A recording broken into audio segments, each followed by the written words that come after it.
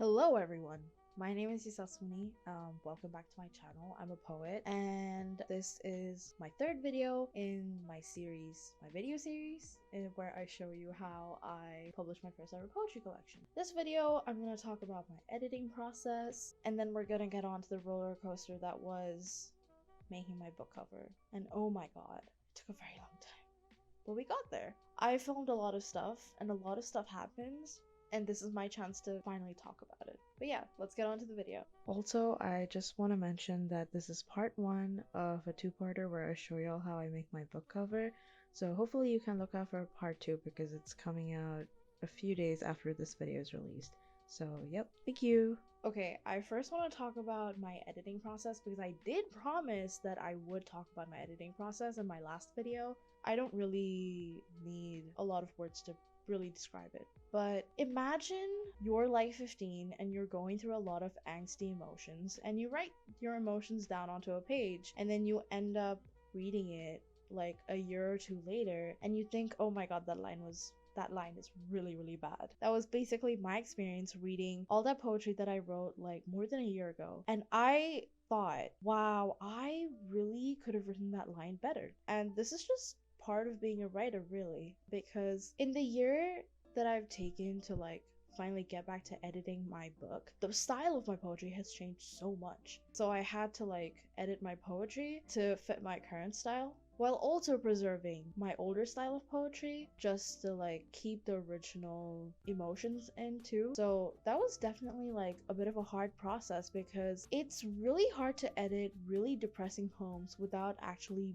being in that mood yourself. So I would really just listen to a lot of depressing music because I have a lot of depressing playlists. Yeah, it was just hours and hours of listening to depressing music, crying, and then editing my poems, which in all honesty was actually a really interesting way to edit because I think it genuinely helped. So I would say, yeah, it's a very emotionally taxing editing process, but honestly, I think it was pretty worth it. So I don't really have any complaints about that.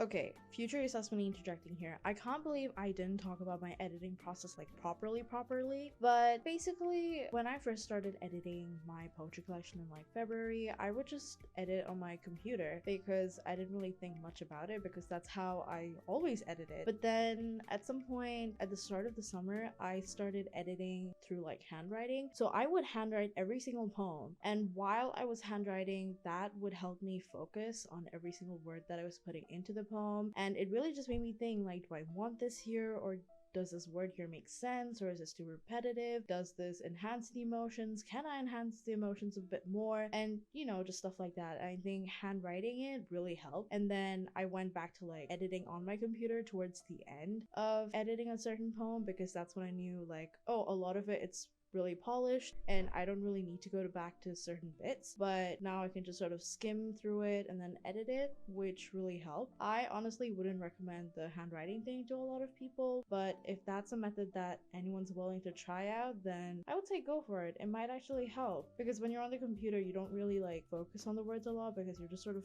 you know what's gonna come up next, so you don't really like focus on it, I guess. But yeah, that's I would say that's a bit more in-depthy explanation of my editing process. But yeah, back to the original programming. Editing was not a roller coaster, but you know what was? Making the book cover. Now, I don't know why I put myself through so much pain. Well, I wouldn't say pain. It was a very long process, and that's usually how art is. But honestly, I am really satisfied with the end result. And you're gonna see the end result by the end of this video. So, sorry, you'll be seeing the end result in part 2. You know what? Let's not waste any time and get started and get into the roller coaster that was making my book cover. At the very beginning, when I started making a book cover for my EPQ, I wanted to do like a hand-drawn book cover, which featured basically just me being underwater, and that's a reference to one of my later poems in the collection, Crashing Waves, but I ended up not putting it in, even though I did work on the moon in that cover for quite a bit. I didn't put that in because I don't know how to draw faces, I'll be honest. I can draw a lot of stuff, I just cannot draw people or faces very well. But I can do leaves, I can do a lot of flowers, stuff like that. which is why for, I guess with my EPQ, my final cover ended up being a reference to one of my poems, which is called Dead Leaves, and that's in the collection. But looking back, like looking at my collection now, I didn't want to use the same book cover.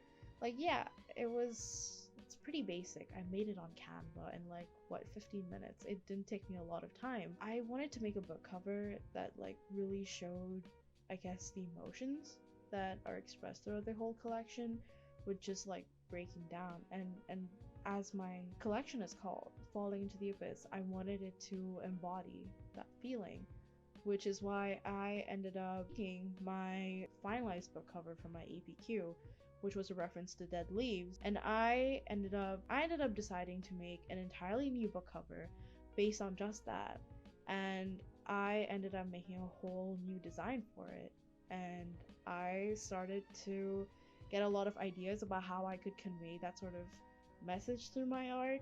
But I ended up doodling a bit of a book cover. I'm probably gonna show it here. But yeah, I was pretty satisfied with it, and when I saw it, I was like, wait a second, this is exactly what I want to do. After I drew like the first 2 drafts or so, I ended up drawing like an actual version of the leaf, and then I started looking at colors on like Adobe Color Wheel. That's basically what I used to choose all my colors for like the color palette and everything. And then I ended up putting all those colors onto like a Google Doc, changing the background, putting a scanned version of like the leaf that I drew, and then I printed it out. Another thing that I want to add is that I also messed around with Illustrator for quite a bit until I realized that I don't really know Illustrator well enough to actually make the book cover with it, so I went ahead with the collage idea. I went to the library, printed it out, and then this is where everything starts. The entire mess. I've already filmed a lot of this process, so we're really just gonna be going back in time like a month ago from when I started like officially making that book cover. You're gonna see me fumble a lot, but in all honesty, I am actually very surprised with the end result. So yep, let's get to it.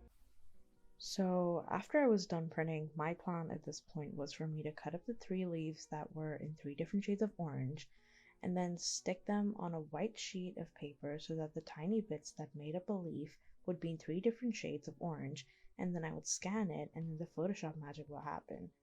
And I know that's really not the best plan, but it was really all I had in my head at that point, so that's pretty much what I went for. So I did a test run before printing every color, and I accidentally printed one of them in black and white, so I used that page to like create a bit of a draft of how I wanted the leaf to look like on the book cover. So this is basically just a time lapse of me cutting it out. I also went to an art store to get an X-Acto and a cutting mat, so that's what I'm using here. Okay, so it's a bit late at night. It's like 1:15 in the morning. So I'm trying to be quiet because my roommates are sleeping. Well, some of them. But this is what I've done so far.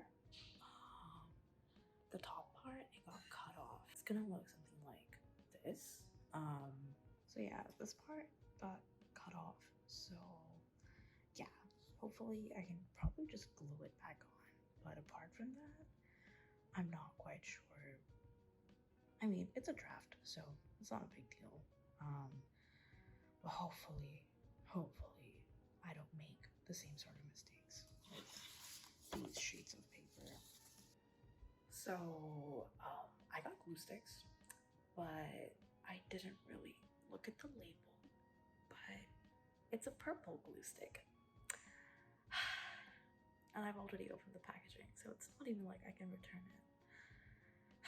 But it says disappearing purple, so I have some hope for it to work. Hopefully I don't have any purple stains. So there actually were no purple stains because it actually did disappear. Because I'm gonna have to use Photoshop for that. And I don't know how to use Photoshop. Well, I can learn, but it's been like a solid 10 years since I've used Photoshop to like do anything. But in all honesty, I don't think I'm gonna cut any of my like colored sheets of paper tonight because I'm slightly sleep deprived. Yeah, I don't think I should really be messing it up. I mean, I could always print more, but they're expensive. But, you know, it's color paper. I'm not that shocked. I know I'm definitely going to lose some of these pieces because with the experience I've had with doing jigsaw puzzles, I have lost so many pieces. Too many of them, actually. But hopefully I do a good job. And I really need to get A4 paper and some files to like put all the little colored bits in, or like, or else I'm gonna like lose everything. Cause well, I'm not gonna lose everything, but you know, it's a lot of little bits. Like, look at this. I'm gonna lose some of them. Okay, so like I managed to get like that little bit fixed. But it is, I had to improvise it because that was a really, really tiny bit I could put glue on. But I think because it's a draft, it's okay. But yeah, I guess I'm done with my draft. Let's go. So I want to give some context before I let y'all watch the process vlogs behind the cover. So I'm using the 3 lightest colors of this palette to build the leaf, and I'm using 3 different shades of orange to show the deterioration of a leaf, and it's supposed to say something about how someone breaking down to a certain point was a long time coming. Like, you know how it takes a while for some leaves to get darker during autumn? I was trying to use that to show that time deteriorates people and people can be fragile, like leaves. Hopefully I've described that really, really well. But moving on, the darker shades of brown are being used for the branch and the stalk/stem of the leaf. I really need to search for the actual term for that, so I'll just flash it up on the screen. But I printed out the colored sheets, and my plan was to cut up only the 3 shades of orange for the leaf bits. But I do slightly mess it up by also cutting up the browner shades when I didn't really need to. But it wasn't really messing up, I just spent time on that I didn't really need to. So I'm just gonna let past me show my entire process.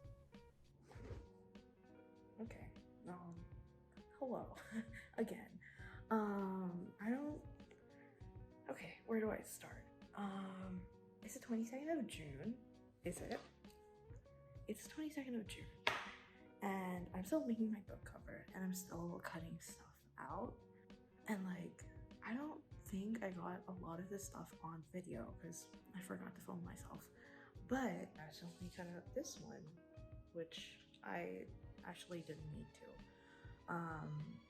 But I mean, it wasn't too bad because I ended up like finding a new way to like cut my bits out, and like I really just started making dotted lines, and like I feel like I thought it would be easier for me to like cut stuff out that way, like easier, because I can just like tear it out, right, without like doing much damage, right? I should probably keep the stem the same color as the branch. So I ended up like tracing out and like cutting another like brown stalk. So I ended up having like, what, give me a second, 2 stalks. This one's the dark brown one, and then there's this one which is like the light brown one. But I'm like keeping my options open because like I don't know which one would like fully work out, but hopefully I can get stuff done this night. But yeah, I'm not gonna start gluing everything right now, but hopefully I can get stuff figured out. Oh, I forgot to cut this one out, so I guess I'll be doing that now. Also, I was searching for A4 paper for some reason, and then I realized, oh my gosh, when I went to the art store, I bought like a sketchbook. And then I realized I don't need to buy A4 paper. I can just use the blank paper from the sketchbook, if I can find it. That's right here. Everything fell down. Everything. Oh shit. I made a mess. But anyways, I got a sketchbook, and it has like loads of blank sheets in it, and I can tear them out, and I can like stick everything on there and then make my book cover that way. So I guess I don't have to spend more money on like paper. But like, yeah. What am I supposed to do? Right. Let's get to cutting. And so I did. That's pretty much it, really. Okay. This is gonna be a bit of a messy process. I don't know why I didn't think this through before. Like, I did the whole design and like started printing everything out. But you know what? At this point, I've like gone really far, so I might as well just get it done with, you know? I need to piece everything together, and like now I'm stressed out because I'm like, oh my gosh, what if it doesn't look good? But hopefully it looks good because I spent like a shit ton of time on this, and like it would be a bit of a shame if it doesn't turn out very well. Hopefully it does. If not, I have no backup plan. I don't know what I'm gonna do, but let's just hope it goes well. Okay, so it's a bit late at night, but I basically redid my stem. And like I finished cutting all the like leaf bits out. So this is like the final stem, well, stalk. And then I'm making my branch. I'm still not sure if I want it in, but I might as well like keep a piece in there and like see if it works out or not. If not, then I can just remove it and then I'll like stick everything together. But yeah, in all honesty, it's taking me like a lot of time. Mostly because I have classes. But like, if this was the only thing I had to work on, it would have been done ages ago. But like, you know, class always sucks ass. But my Shakespeare class isn't that bad, but class always sucks ass. Unfortunately, I'm gonna have to end this video here, and it's a shame I can't put part 2 in this video too, but then it will be like 40 minutes long. But hopefully you can come back for part 2, because that's where I'm gonna start gluing everything together and everything finally starts coming together, and you're gonna be able to see the end result. Thank you so much for staying until the end, and have a great day. Thank you. Announcement!